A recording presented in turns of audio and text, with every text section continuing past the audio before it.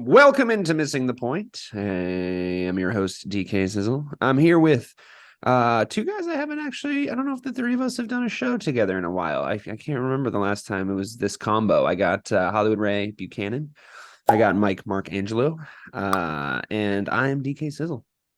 We're going to talk today about the NFL and the free agency since it's been fucking wild, honestly. It's like, I love the fact that the NFL is a 12-month sport now. You can just follow along to NFL news whatever time of year it is. I've really been enjoying all the free agency news, but I do want to start off with some of the bangers, some of the big ones. Ayahuasca Aaron is going to the New York Jets. It seems like it's all but signed on the dotted line.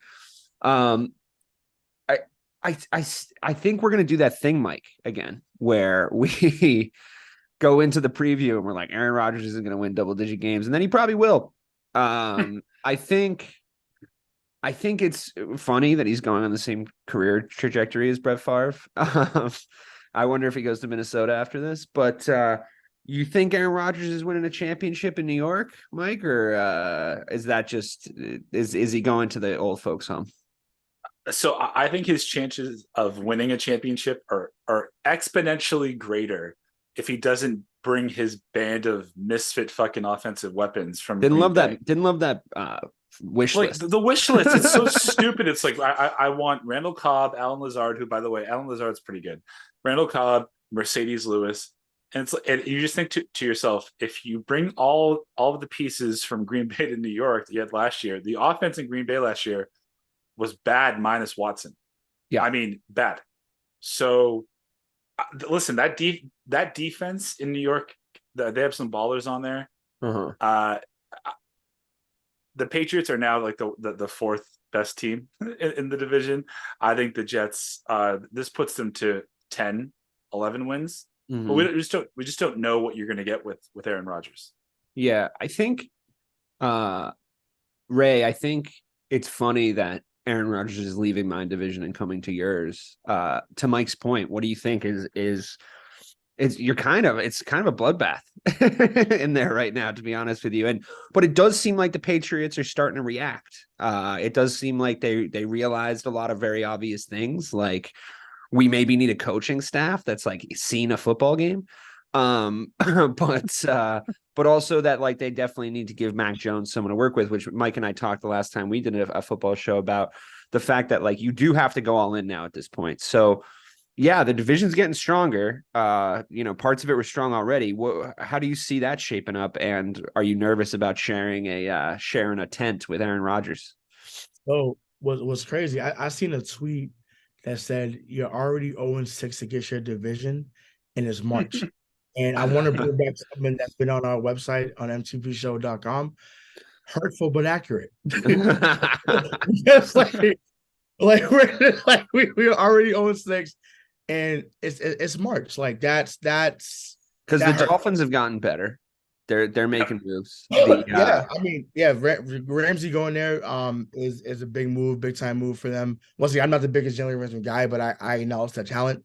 And listen, Aaron Rodgers, when he's still on, like I said, Garrett Wilson should be excited and jumping through the roof. Yeah, that he's going to be there. Same thing with Bryce Hall.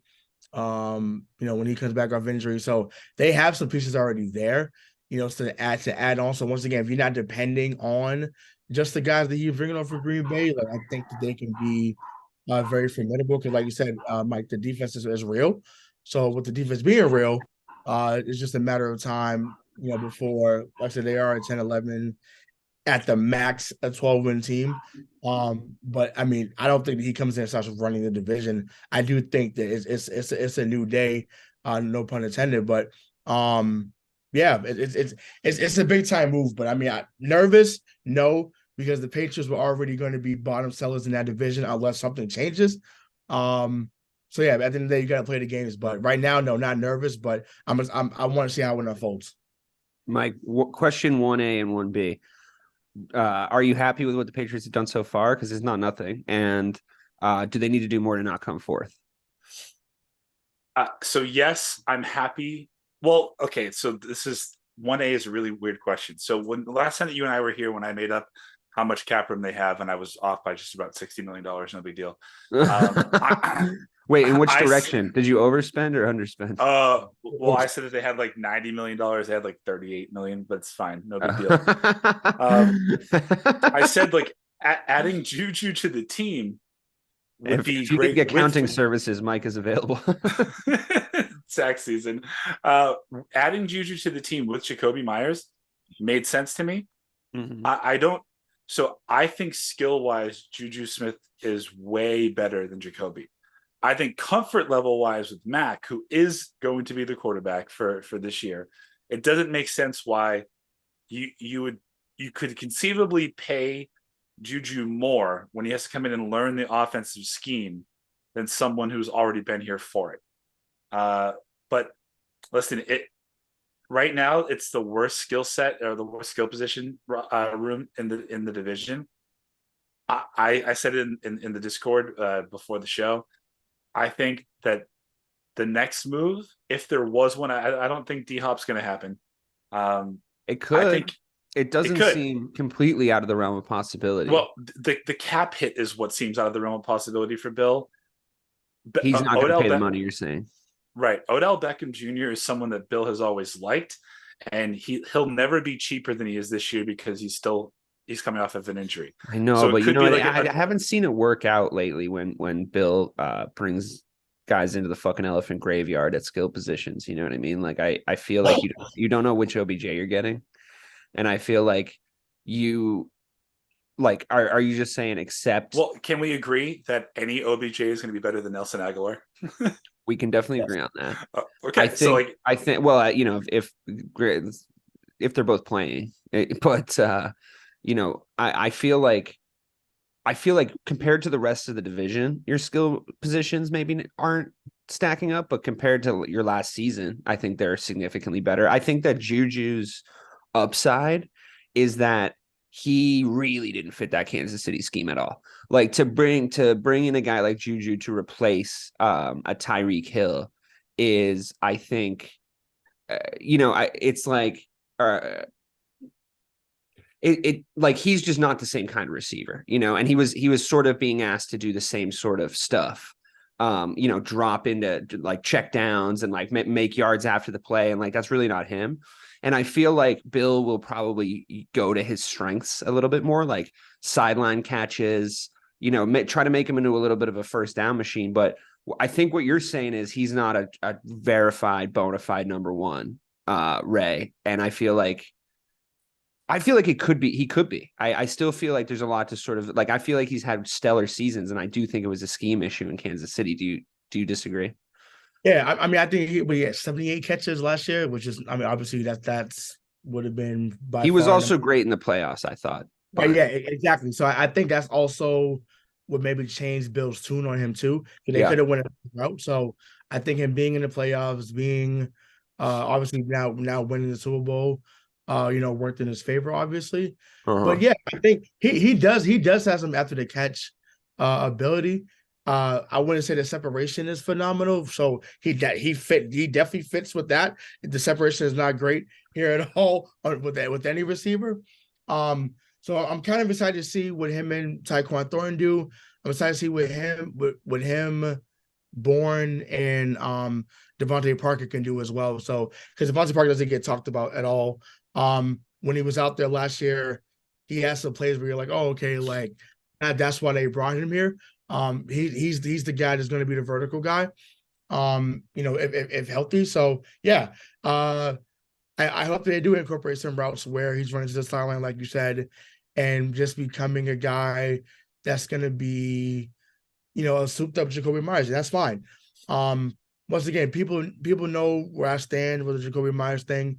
Whether you see me on Twitter, whether you heard me on the show, I was done after the Vegas game, so I had no issue with the fact that they let him go and they gave JuJu Smith, the same contract essentially, because he had the audacity to say cold world. No, it was a fucking cold world when you chose to make that lateral. That's when it was a cold world.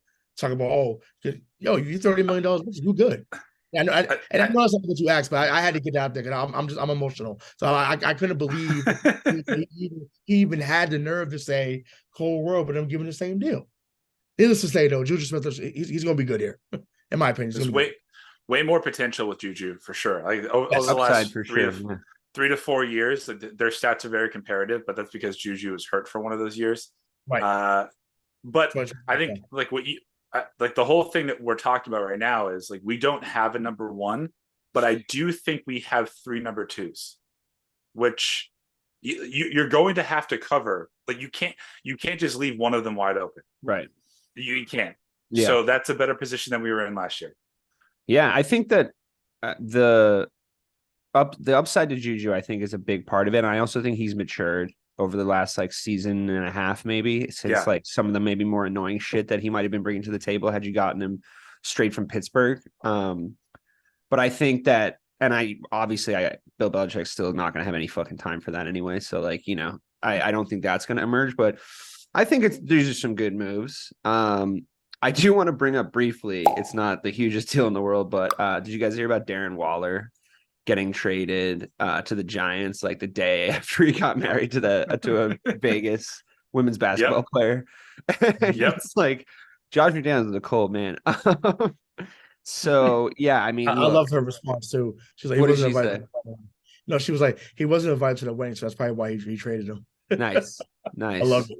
It looked like a nice wedding. But maybe, I mean, I think they got to move to New York if you're just balancing paychecks here. But well, I guess we'll see. I feel bad for the guy, but man, that's the guy that should be saying cold world. You know what I mean? Because that's some fucking cold shit.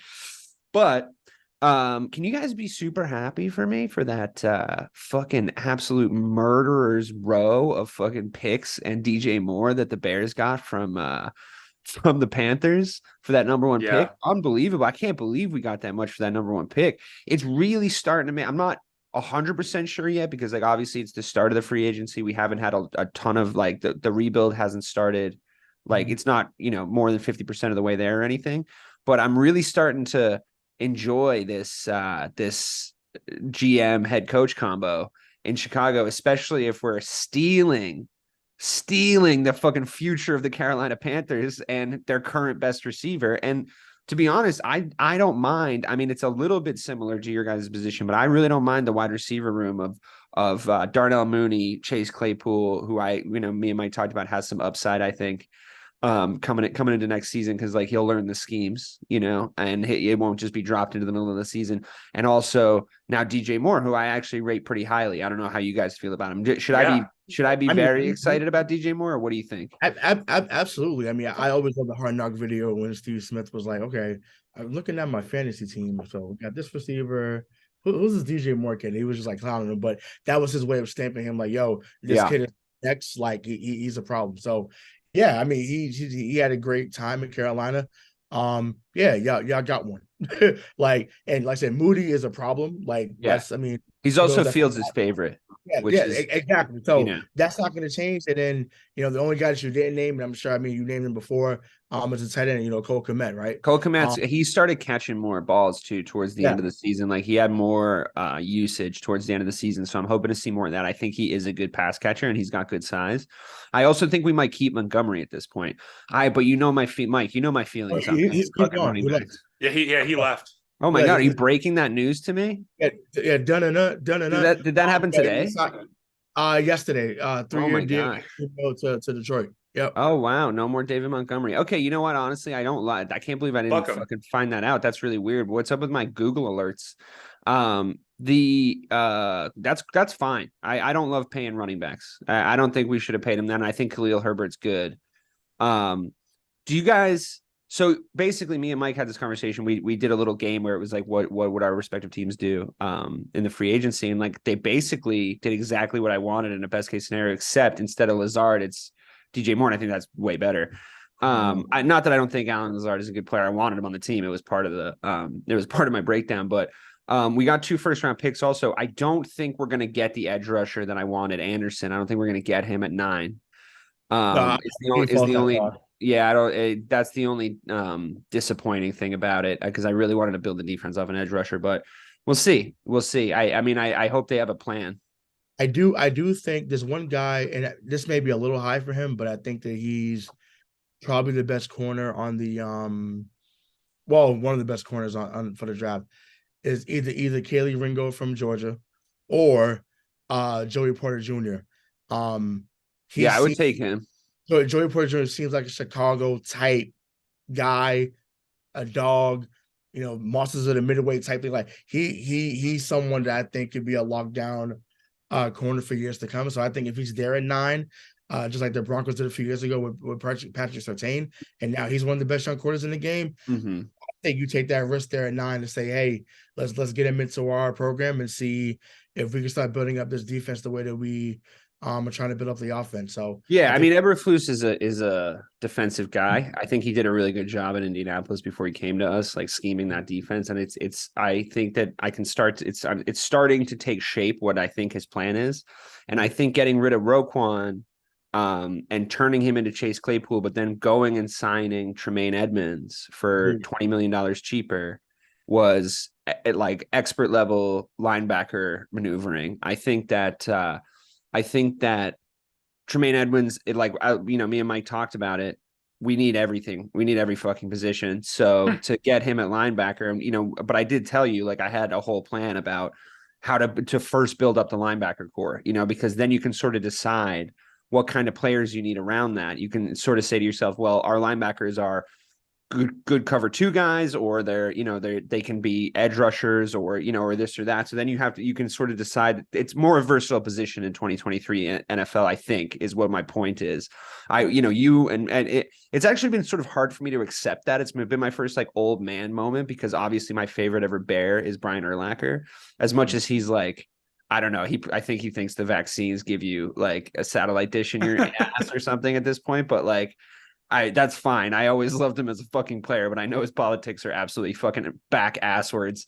But I remember that prototypical linebacker. I remember Ray Lewis. I remember, a little bit before that, Lawrence Taylor. I like the linebacker to me was like one of my favorite defensive positions, because it was like find the hole, fill it with some hurt. A lot of it was run stopping. A lot of it was hiding on the quarterback and trying to pick him off. Brian Urlacher was like, to me, the only guy that could like fucking dominate Michael Vick. He would spy Michael Vick every time we played them, and like Vick wouldn't be able to run on us. And it was awesome. These days, the linebacker is an edge rusher or he's a secondary guy. Like it's just, you're playing kind of tricks on the offense to see where he's going to be, but they're a little smaller. They're more athletic. And I think they're a little faster. So I think to build through that, I'm just going to have to sort of accept it, right? Like I have to just sort of like accept the fact that like the Brian Urlacher version, because like Urlacher would probably be a fucking edge rusher. Them days over as far as yeah. Once again, Belichick is still trying to keep it because he likes big linebackers too. Yeah. Well, them days are over. Like, and I'm like, obviously, we're talking on the fly, but I mean, you got we both of our teams had Roosevelt Colvin. Your team had Lance Briggs, who I loved Lance Briggs. I loved Lance Briggs. He was Urlacher's like fucking co-pilot. He was his like second guy. They were my favorite, the two of them. Watching them play was so much fun. Right, my guy was Mike Brown too back in LA. We had a lot of fun guys. You know what I'm saying? So it's just like that. Those days of guys, sending you to the hospital immediately after right. Are the Joe Theismann. End of your career type shit, right? Yeah. Oh my god. But yeah, so I mean, listen, that it's, you guys were clear winners of day one. I think Miami was the winner of day one as well, getting Howard. I think they got another corner as well, if I'm not mistaken. But also solidifying the backup. I know that's not a splashy move, but when you go get Mike White, who had a good run in New York last season, I think that's an upgrade over Skylar Thompson. So if something is to happen to Tua, whether it's a concussion again or I mean, honestly, you can't, game, like you can't rely on him being healthy. Honestly, I don't even know if you can really bet on his NFL career at this point. Like There's Yeah. there's a world and a road where a doctor says like you can't get hit again, and I mean, you remember when Sidney Crosby was like always getting fucking hit in the head and getting concussions, and like Yep. somehow he like kind of figured out how to stop getting concussions. I don't know. Like, I mean, it's a different sport, but like I can see it, but like there's no way he doesn't have a little CTE already. Like just a touch of CTE, like a soupçon of CTE, like a sprinkle over the top, like a cinnamon on a latte of CTE. And you really, yeah, a little salt bay of CTE. And you don't want to have a full serving, a full protein sized serving of CTE. That's not something that you want. So I wonder I know he's a competitor. And I know that like anybody that makes it to this level is obviously highly competitive and highly motivated and highly self-confident. He probably thinks he won't ever get hit again because he's just too good. But I wonder if there's a world where his loved ones might want to sit him down and count his money and just say like, maybe we're fine, Right. From here on out, because that's I will something that makes it to the league too.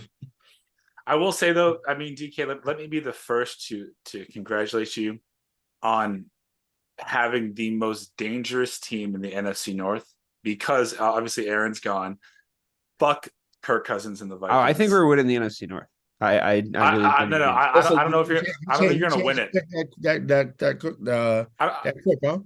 I don't think you're gonna win it, but you'll get into the playoffs, and if you happen to play Minnesota in the first round, you'll win that game.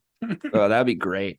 From your lips to God's ears, my friend, that would be, even if with the one win in the playoffs was against Minnesota, that'd be so satisfying. Yeah. Especially with like the amount like I've shit talked Minnesota and you guys have helped me shit talk Minnesota all year.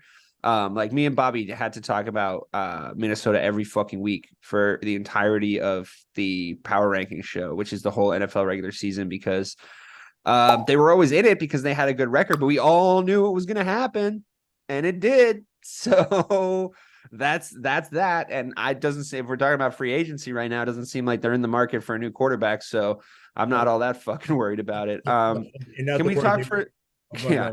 Can we talk for a second about the Cowboys finally fucking cutting Ezekiel Elliott? And I just want to know, Ray, if you're going to cut him in the fucking offseason, why did you hand him the ball so much when you had a better alternative in Pollard for the entire, like, it's like, what are you doing down there? What do you see the Cowboys? I mean, this is a team we're obviously going to have to talk about because of our roster, our own personal MTP roster. We talk about the Cowboys. And I'm in a very advantageous position with you guys because like, I feel like there's a very like peaceful, amicable Bears Patriots sort of like bridge. But like there is like, it's like fine. Like the Bears have been terrible for a long time. And like they're in different conferences, and like, it's just not that big of a deal. Like if probably people that went to the Super Bowl in 1985 probably hate the Bears, but like we're not that old. So it's when you look at the Cowboys, like there's this very contentious Patriots Cowboys relationship. And it is because the Cowboys have this sort of slapstick quality like as of late. They're like very easy to make fun of, but I'm interested to hear your guys' thoughts on them next season, because I think that's a smart move. I think cutting Zeke is one of the most prescient and salient things they've done in years, to be honest with you. So I mean, maybe the signs are pointing up for them, but also, Mike, we talked about how Dak Prescott is Black Kirk Cousins, and he's never going to be the dude in the playoffs. And I just, wait a minute. I missed that earlier. What? You didn't. I was calling him that all year. Wait. He is. He is. It's true. He is. Am I wrong? Ray's fucking dying over here. You're not wrong. Oh my God. Let's just talk about the fact that the reason why it's such a great move that they got rid of Zeke is because of how bad the fucking contract was that they signed him to. Right. Right. Well, we knew that at the time. Mike. Right. Right. I'm with you. Like, listen. Wow. Oh my God. The thing that they should ride into the Super Bowl, if they ever get there again, should be their defense. I think getting Stephon Gilmore in that secondary is a huge get, especially for what already good. What you paid for him. They were already good. Now you have someone with championship DNA that's going to be in the secondary for him. Yeah, nice. But they need They need a wide receiver. They Yeah. they Their wide they're in a receiver room is position now trash. where they actually need Odell Beckham or Hopkins. It's not like a pleasantry or a nice to have. It's a Even fucking someone like must have. DJ Chark, that was in Jacksonville. Someone like Or him. Cortland Sutton. But they Yeah. need to do Why something. is OBJ cooled? I thought that was the favorite destination down there. I I thought they were leading the I think, race. I think that people are still. I guess more stuff has come out about the injury or the rehab at least.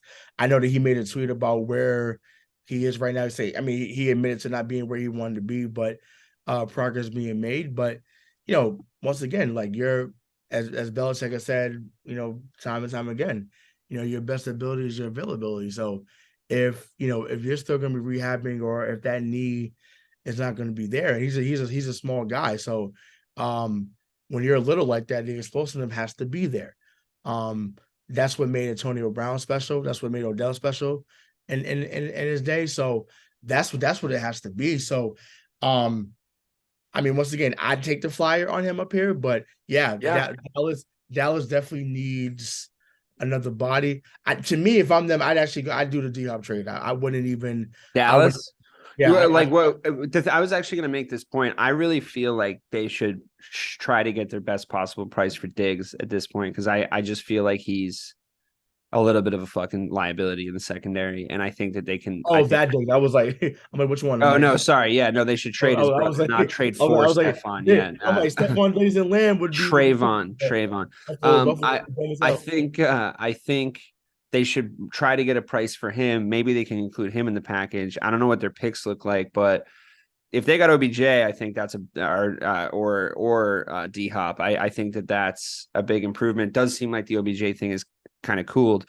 Mike, do you think that like Dak could be the guy if they had a head coach that could somehow convince him to not think he's the guy?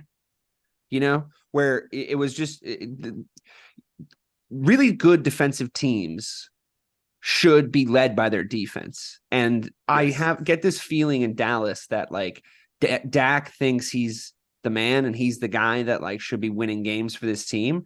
But I think if somebody could get in there and teach him how to be a game manager and teach him how to run a game like 7 different quarterbacks did in San Francisco this year, and just say our defense is what we do. We can get the ball back. We can score points with it.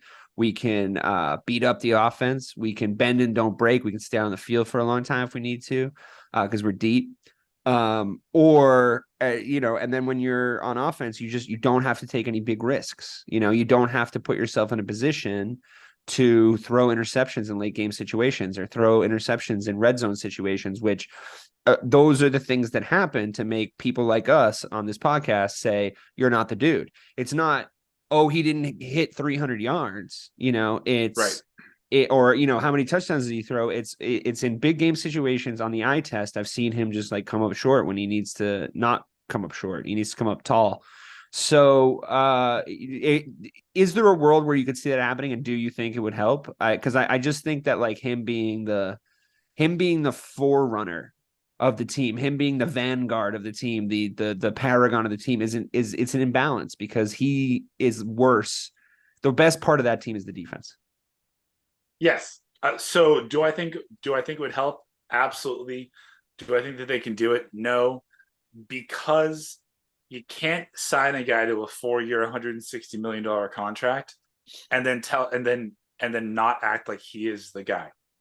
Right. So Jerry Jones put himself in a situation where, like, I don't blame him for it because, again, he's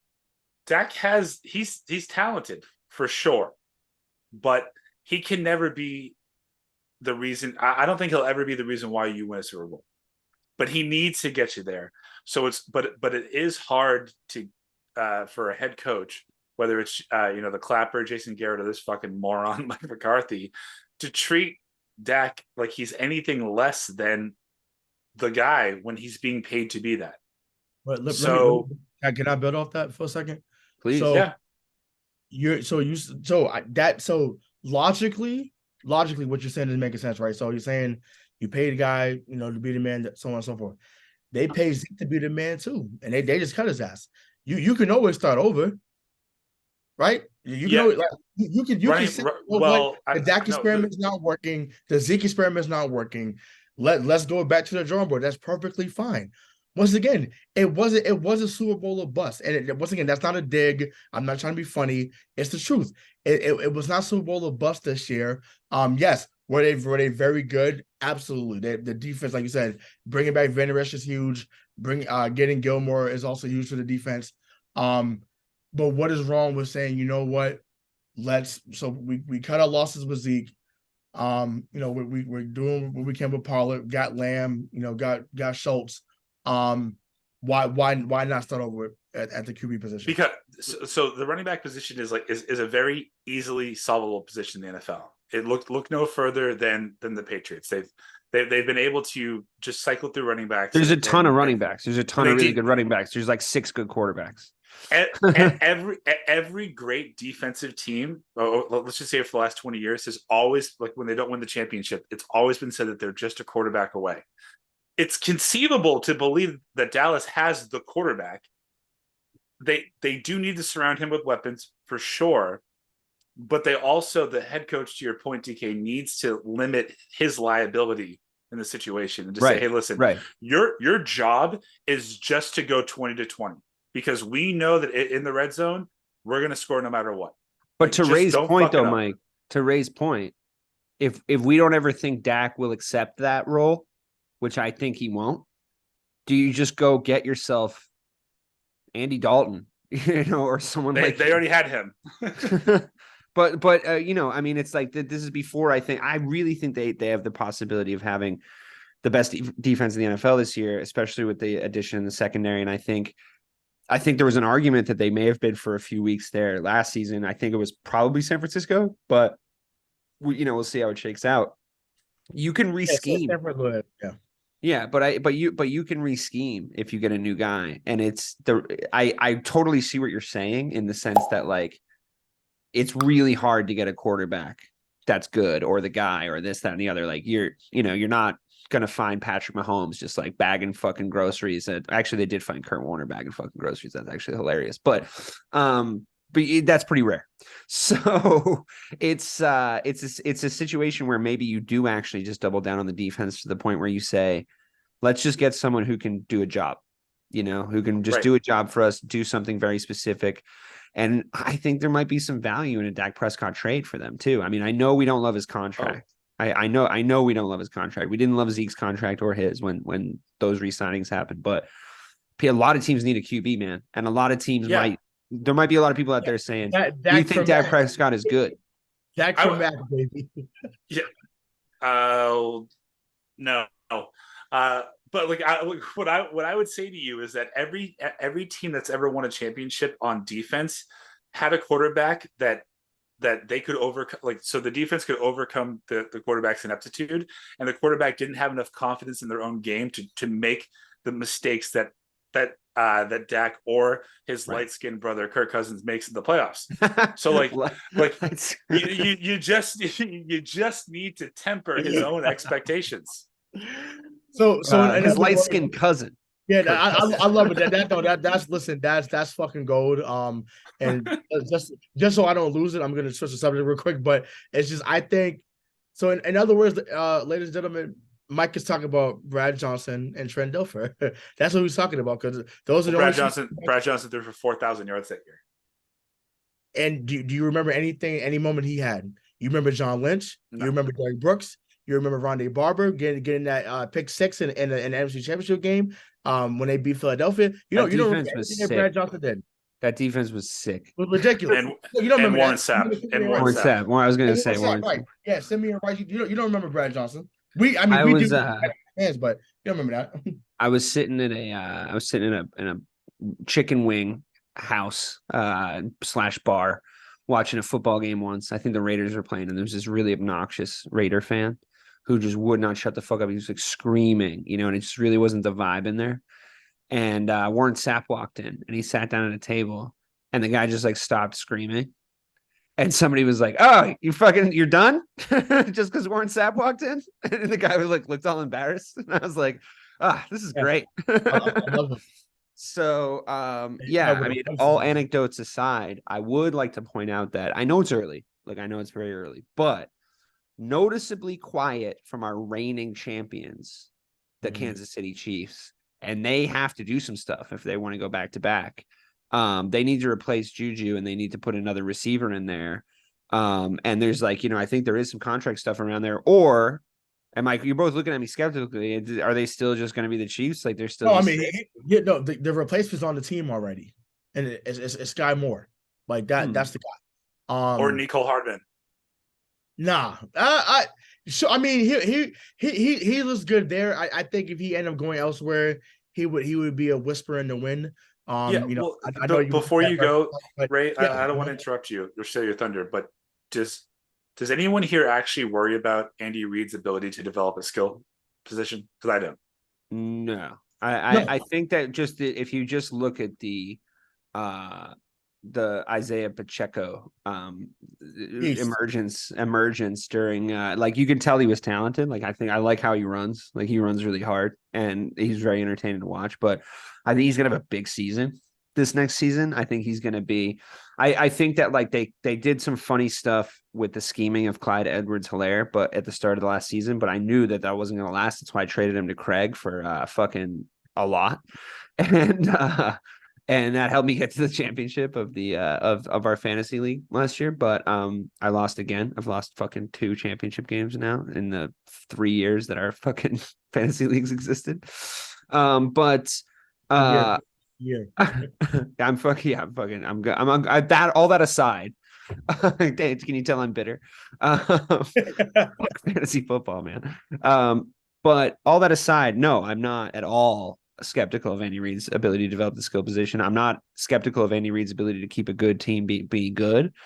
And I'm not skeptical ever of the Kansas City Chiefs. I wasn't all season. Like I know that they weren't like quite as explosive and dynamic offensively as they have been in years past, but like those are pretty high heights to hit, and they still won a fucking championship. So what I am glad about the Chiefs is that we're not in a position where a team me and you talk about this all the time, right? Like this idea of like Kevin Durant, people talking shit about Kevin Durant, like he's not like one of the best players we've ever seen. And if you lived for the entirety of the history of the NBA, he would be one of the best players you've ever seen. Right. The Kansas City Chiefs are one of the best teams we've ever seen.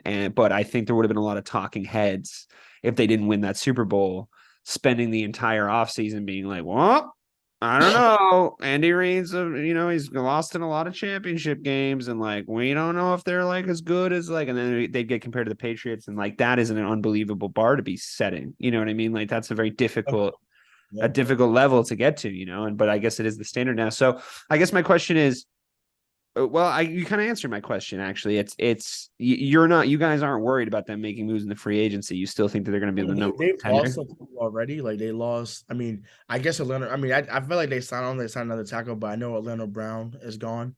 Right. They signed Jawan Taylor. Yeah, Jawan Taylor. Okay, so that's a very good replacement. Very good. Like he's awesome. So he'll be very good for that line. I actually want Atlanta Brown here. But instead, in true Belichick fashion, you sign fucking Riley Reef, which is wild. But once again, not a scrub, but it's just like he's 35 years old. So I just think that was a head scratcher for real. But yeah, they lost another guy on defense, Thornhill. I forget his first name. He signed a deal with Cleveland today. So he played the last 2 seasons here. I mean, no, 4 seasons because they won a couple of rings with them. So yeah, they have some places to repeat, but players are going to take less. Their own players are already there going to take less because when you had that window, when you had that guy at the quarterback position, teams flocked there and they fled there. So I'm not worried about them bringing anyone in. And once again, they'll draft guys or they'll trade up or trade down to get guys there. Matter of fact, they traded with us. That's how they got Sky Moore last year. We traded up to get Thornton. They traded down to get Sky Moore. So Great. I would have been happy with either one of those guys there. Obviously, Thornton just has to play for us in the moments that he showed some promise in a couple of games last year. But yeah, they'll be fine. They'll be fine. I I would also say, like, just to your point, DK, the Chiefs had more 30-yard or more plays this year than they did last year without Tyreek. Yeah. And I know I've been saying his name a lot this episode, but if the market really has cooled down and you want to do what Are you gonna say JuJu D-Hop? did, no, like OBJ should go there. OBJ. Yeah, like that's but again, I think it is a really specific scheme in that offense. I think it's really like specific, the kind of skill players that they need. And I think, the way like Valdez-Scantling will either have like 100 yards receiving or he'll have 0 yards receiving, and it's do. like, was he on your team? Sure was. But like, we were saying that in our Super Bowl preview. Where it was like Valdez-Scantling is either going to be the fucking Super Bowl MVP. He's going to, he's going to catch 4 touchdown passes, or he's going to just not be heard from, and he wasn't heard from. They use him as a decoy sometimes. It's all good, but it's like, I wonder if like that OBJ vertical guy, the end zone guy, is really going to fit down there. I don't know. Maybe.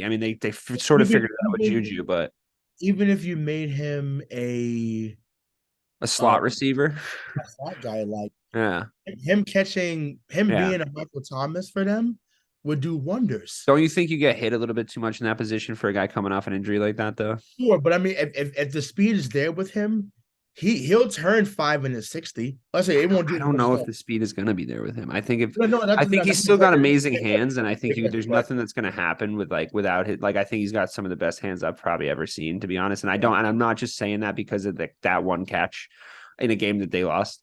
It's genuinely like I've seen him consistently make great plays, and also I think he was shaping up to be the Super Bowl MVP that year before he got hurt. And I think absolutely. He was having a fucking unbelievable game. So in a championship game. So like, but that is exactly the thing I'm worried about with him. He's a gamble right now because that was a bad injury, Sorry. Couldn't the argument be made How though? Dare you? Sorry, I know. But couldn't the argument be made though that OBJ would provide Travis Kelce more cover, because teams still haven't figured out how to just stop him when he's the only Here's threat. the thing, man. So if he's the deep threat and now the middle is open, like, what are they going to do? Yeah. Here's the thing. They're a wide receiver duo if he goes there. Like, I haven't seen I guess I haven't seen a combination of quarterback tight end like that since Gronk and Brady in their prime. Better. Kelsey's better. Yeah. Well, okay. I think they're different. I think they're very different. Yes. I think that yes, they're both like amazingly productive tight ends, and I think that the comparisons end there a little bit, because I think what Gronk was able to do, everybody remembers, is get hit by as many NFL-sized defenders as you could throw at him and like keep running.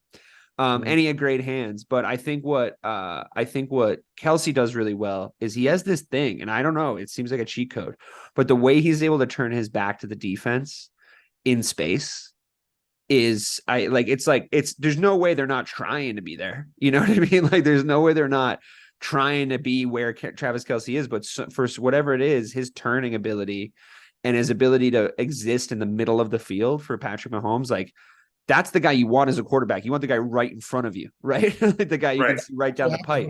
When you're a light-skinned brother, ain't that right, Mike?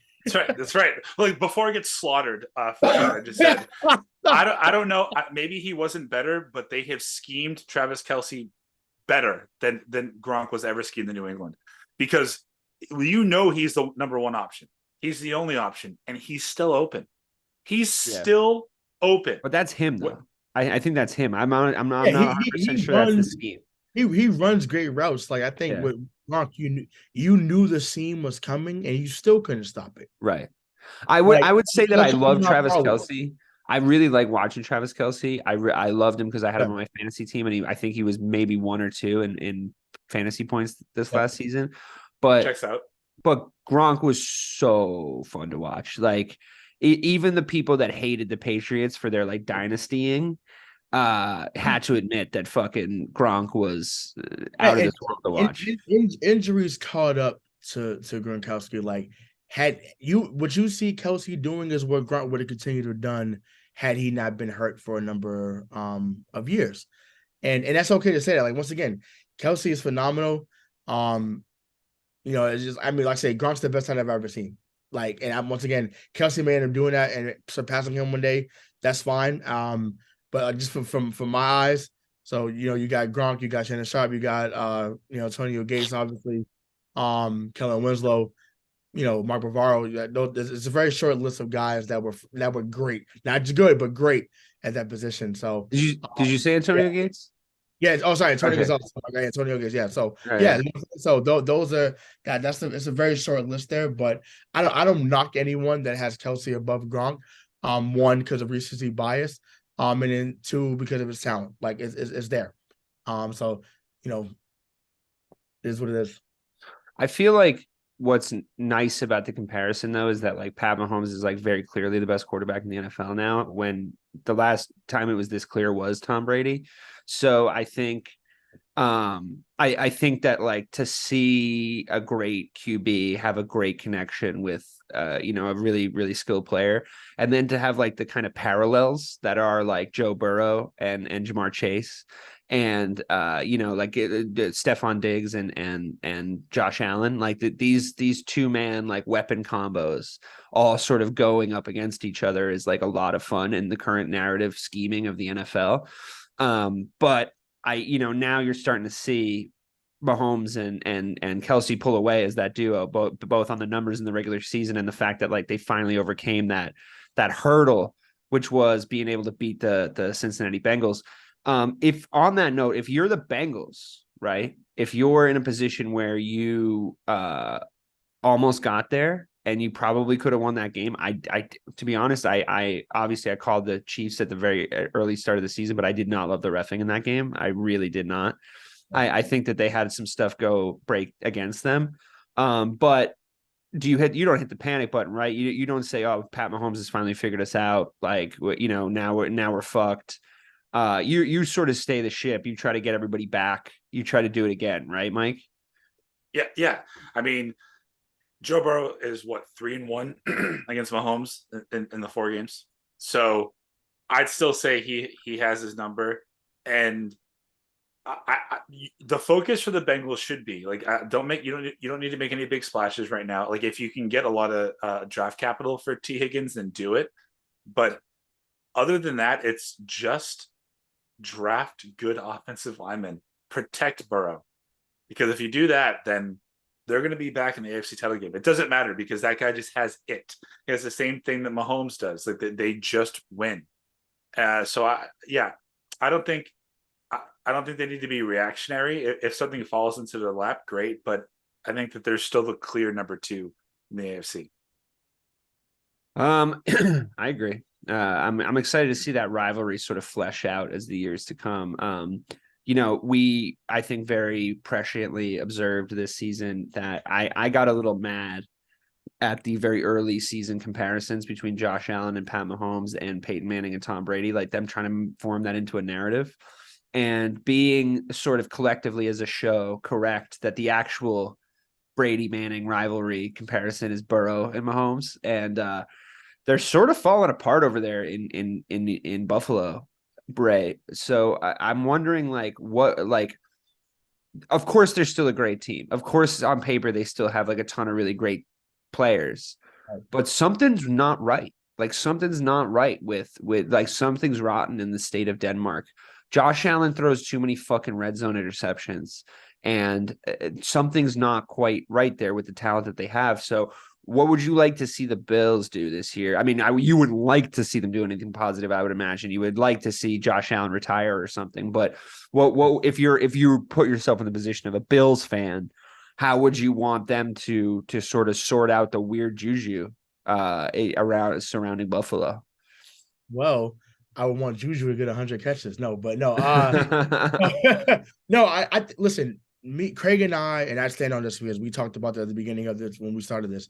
Craig and I said Josh Allen was next in this division, and it kind of got scoffed at initially. No, you've seen it. Like this guy, the arm, the running ability, so. I'm a fan. So just taking me being the Patriots fan out of it, like as a fan, I'm a fan of Josh Allen, the quarterback. I just hate that he's in my division, right? They just need to they need to defend better when it matters. Like they've had good defenses as of late. Obviously, when you have Diggs and you have Knox and Singletary and those boys, like the offense, Gabe Davis. So I love Gabe Davis. Like the offense is not the problem. Like they're going to score on anybody. And far as that narrative goes, I feel like me and Mike kind of helped to that because me and Mike were on the show right after the divisional round against Kansas City and Buffalo last year. And I mean, that was the best fun game I seen. At the time, I was like, oh my God, like the back and forth in that last 2 minutes was unreal. So I think, we have pushed the narrative for a day or two about that, and rightfully so, because they deserved their flowers in that moment. But yeah, I think Buffalo, I mean, they brought back Poyer today. I think they had to after losing Edmonds. Like you had to bring back somebody that was a leader of the defense. I don't know what happens with Von Miller.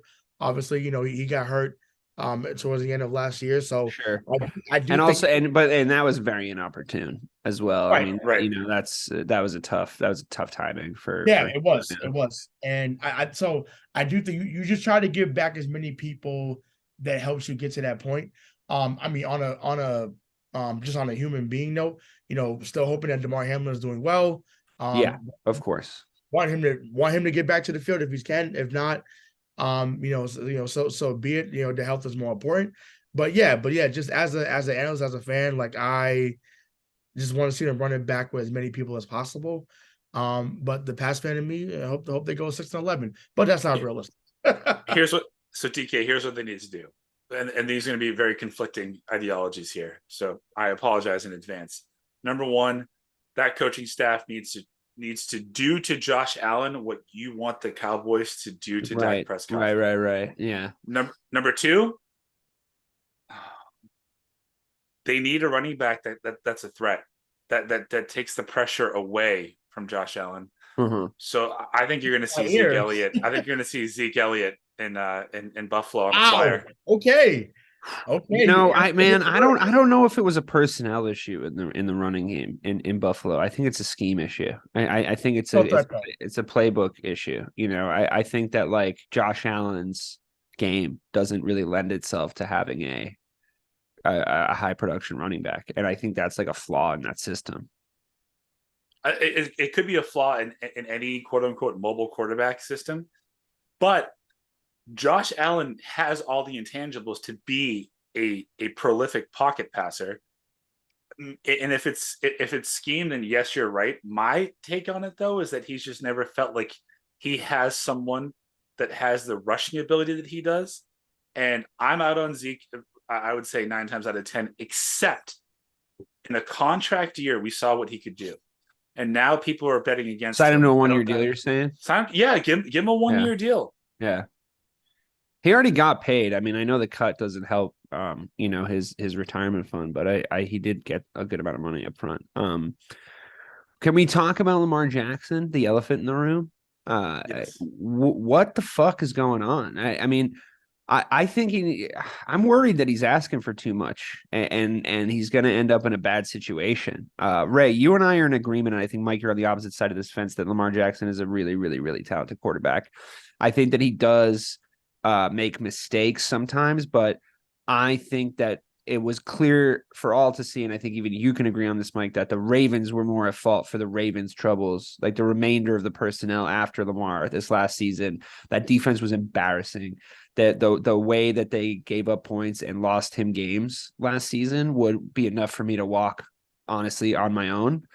But I don't know about this asking for $300 million guaranteed. Like it's an unheard of contract, and he's saying like Deshaun Watson got it, but it's like, yeah, but then everybody laughed at the Cleveland Browns for like 6 months. So it's like, I know that like, and you're asking for a bigger deal than that. How do you even put personnel around him with a deal like that, Ray? I mean, it's like, maybe he deserves it. I mean, he's very, very rich, and I want him to get very, very good, and I want him to be rich. I want him to get his bag. I think he earned it this year for, despite the ups and downs of the team. But is there a team that's going to pay him that? So, I mean, 300, no. I mean, as much as I am a fan of his game, like at this moment, 300 is not feasible. I think to me, I feel like 4 years, 180 fully guaranteed, which is still $45 million a year. I think that to me should be enough. Especially when you're getting the value a year that you wanted. It's just not 230, but to get 180 guaranteed is still a very lucrative deal, obviously. He's gonna have endorsements, he's going to have jerseys, jersey sales in the NFL. So there's other ways to recoup that money. But it's not gonna be through Baltimore. I just don't know where It's definitely not going to be through Baltimore. where it's gonna go. I mean, the way that Atlanta has been going, I thought Atlanta was gonna go after him. I thought this would have been a good time to do so, the way that they're spending in free agency. But I know they brought Tyler Heineke over from Washington, so maybe they think that's the stopgap unless they're gonna draft Bryce Young in the first round. But yeah, so I don't know what team would do that. Maybe I mean I'm joking when I say this, but because I was saying Dak for Mac a few moments ago, but maybe Dallas gives a call and says, what about Dak for Lamar? Because Jerry Jones might pay him. Jerry Jones might do it. Jerry Jones might say, "Hey, here you go. Here's the keys. We need star power." If Lamar went to Dallas, that would make them immediately better. Yeah. Am I wrong, Mike? I know you don't like Lamar. Well, I think Lamar is better than Dak. So yeah, they would be instantly better. I think a dark horse for Lamar, and I need to. I don't know if they have the cap space, but Indy. It's they just created $17 million with cutting Matt Ryan. They created another $9.5 million with Gilmore. They have a running back. They have a number one wide receiver. Those are things that he did not have in Baltimore. So, listen. The problem here is that moron owner in Cleveland gave Deshaun Watson a guaranteed contract when he didn't even ask for it. Right. It was just massage parlors across the greater Ohio area rejoiced as he put into paper, Right. But yeah, I think Lamar to Indy makes the most sense now. But Indy doesn't have anyone good, so Jonathan, it's like Jonathan Taylor. They got JT. Do you think that they're a better situation for him than Baltimore? Sure. Yes. Paris Campbell, Michael Pittman. I don't know who their tight end is, but those two alone. I feel like right now they're a 5-win team, though. Like, am I crazy to think? I mean, they just were. So I mean, yeah, that's not right. But with Lamar, they're an 11-win team. They would win more than 5. And if you want to talk about not winning enough fucking games, the Baltimore Ravens might not win a game next season. He's not going to be there. Yeah, I mean, depending on who ends up playing quarterback. And just a quick note, because Joe just texted to us. So, James Robinson. I was going to break the news. Yeah, you guys signed a running back, James Robinson. How do you feel about that? He had one 100-yard rushing game last season. So he fits right in. Fits right in. He was decent in Jacksonville. So, I mean, I think that, once again, if there's anyone, I mean, Mike has said it religiously. I've said it. If there's any position that Bill has an eye for, whether you sign him or draft him, it's running back. So, I think, this replaces what they tried to do with Ty Montgomery last year. So yeah, I'm excited to see what he does. I'm just glad that he's making moves. Like to see things or see other guys just being signed. I would have liked him to go after Jamal Williams today. But he ended up going to New Orleans. So yeah, this is a nice pickup. Once again, not going to move the needle crazy, but it's another able body back there that can do some things given the right situation. So yeah, welcome to New England, James. As much as we were making fun of Cleveland for giving Deshaun like a terrible contract, he did have like one or two, maybe one really good game. With that like sort of Myles Garrett combo. I think there is like a sneaky chance that Cleveland maybe has more. Maybe twice the wins they had last season. Now that there's a little scheme practice, they just signed Ogbonnia Okoronkwo, who I really wanted the Bears to get. He's a really good edge rusher. They got him 3 years, $19 million, like really good deal, I think, for them. And his stats are great. and I think they should watch. We should watch this space with him because I think he actually could be really good in Cleveland. Now, I know like the stupidest thing you can do when you have a sports podcast is to like try and say that Cleveland might be good next year at anything, but Deshaun Watson was at one point potentially the best statistical QB in the league, but maybe I test the best QB in the league, like for certain weeks when he was like at 5,000 yards last time we seen him healthy. Yeah. Right. So like that's not a guy that isn't He's not a scrub. Yeah. he's no fucking scrub. And I think that like there's a world where like Cleveland could maybe be they're a hell of a lot better than when they have Baker Mayfield, I'll tell you that much. And I do want to briefly talk about the Rams at the end of this, but Mike, do you think that the Cleveland Browns are a threat? Like, I mean, I like that edge rushing move for them, to be honest with you. And if they keep doing smart stuff like that, Yeah, I mean, listen, if Lamar's not in the Ravens, then Cleveland's now the second best team in that division. Yeah. And like, I'm sorry, Leah, like that's not a thing against the Steelers. It's just a talent thing. And I think, listen, that the running again, I don't really value running backs. That's because I'm a Patriot fan, so I've been trained not to. Really, because I feel like you might want to like look up necromancy, try and revive the fucking dead body of Corey Dillon at this point, and try and get him in there fucking running back because you guys haven't had a good running back since him. Ramondre Stevenson and Damian Harris are fine. Like but like before fine is the name of the game in the New England running back room. Yeah, exactly. So, yeah. But between their running back room and then you got Amari Cooper, you got Deshaun Watson. If you solidify the defense again, if everybody just stays healthy and is on the field, that's a team that you can look at and say, yeah, like 10 wins is not hard to imagine, you know? Mm-hmm. Yeah, I could see it. I could see not wanting to play against Deshaun Watson in fantasy football this year. I'm interested to watch that space. And I do want to talk about the fact that the LA Rams were our like sort of penultimate Super Bowl winners, and they fell off incredibly hard. And we don't really know what's going to happen at the quarterback position. I think I think that am I correct in saying that Stafford's injury is like a weird injury that we don't 100% know if he's going to come back from? And I think that you might have gotten some good games out of fucking God, now I forgot his name and I just said it a few minutes ago. Baker Mayfield. The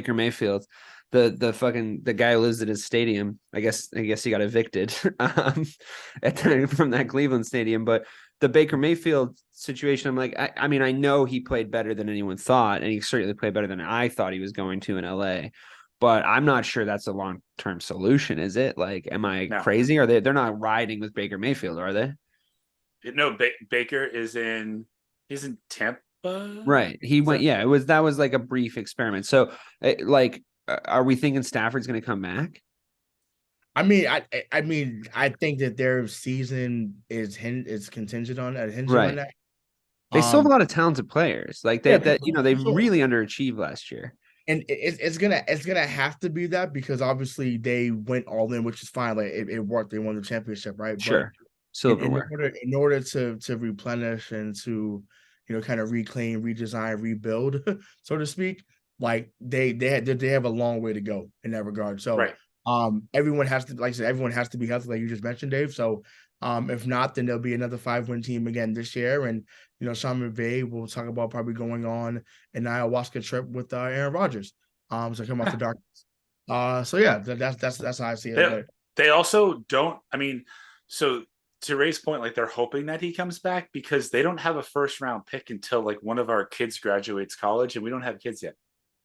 Yeah, that's bad. So they either need him or they need to hit on someone in the second round. Yeah. Okay. Well, I think that it has been a really interesting free agency. I'm really looking forward to seeing what teams do from here at this point forward.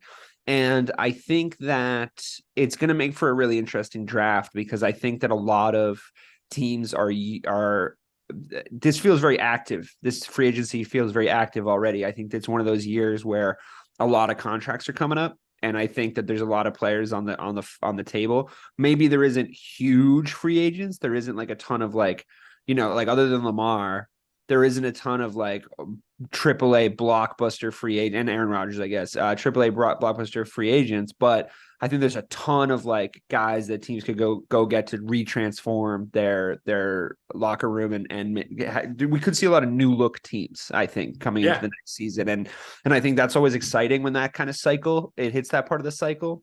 So I'm looking forward to it. I think that, the Pats are going to look different.